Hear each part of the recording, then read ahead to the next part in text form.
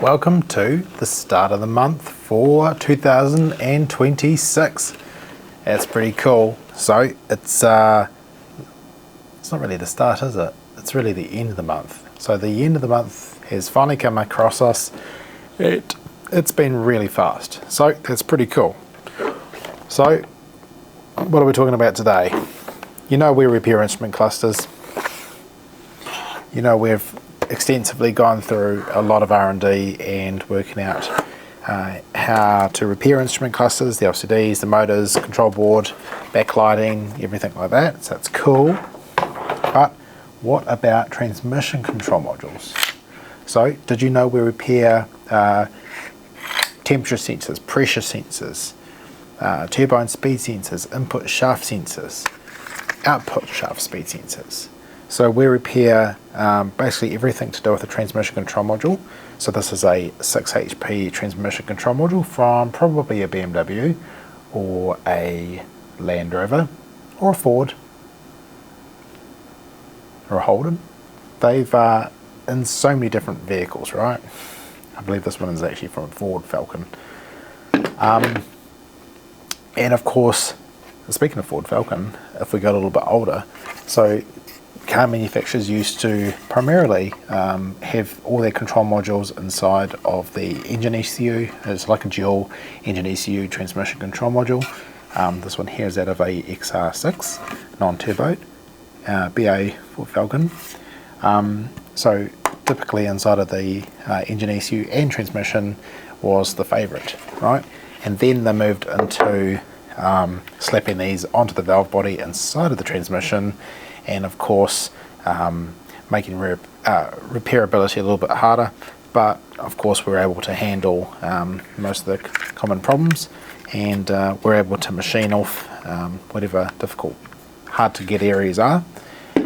Probably a point that I have to make though is that we've seen a lot of customers actually sending in the entire valve body assembly, which is a little bit frustrating.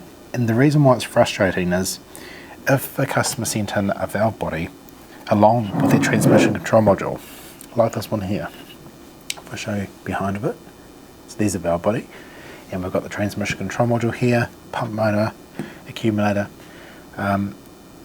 If it gets dropped, it's really easy for the mass behind here to go forward and through and knock off a sensor. Super easy. So the problem with it is that if it gets knocked around a bit in the courier, either coming down to us or going back up to you, there's quite a possibility that it might get damaged. So that's the problem with sending in valve bodies. It's super easy to remove the valve body. Here's an example, if you like, of a valve body removed. Super easy, super light. If it gets thrown around a bit in the courier, it's not recommended, but it will happen, and it's a lot easier for something to get damaged while it's on a valve body itself, right? So here's an example where we can see the pressure sensors on the back there, solenoid control, right? Here's the motor connection for the 3-phase motor that controls the hydraulic pump, speed sensor input. Very cool. Here's a DQ200. It's in a plastic container because it's leaking oil everywhere, but another example of actually why we want to be able to just take off the transmission control module. We actually have some videos on our website for the most common transmission control modules to be removed. So we explain a couple of tricks and tips, if you like, of removing the control module from the assembly. And that of course helps you and me, and obviously your customer at the end of the day, not having to get another complete assembly because it got mishandled in the courier.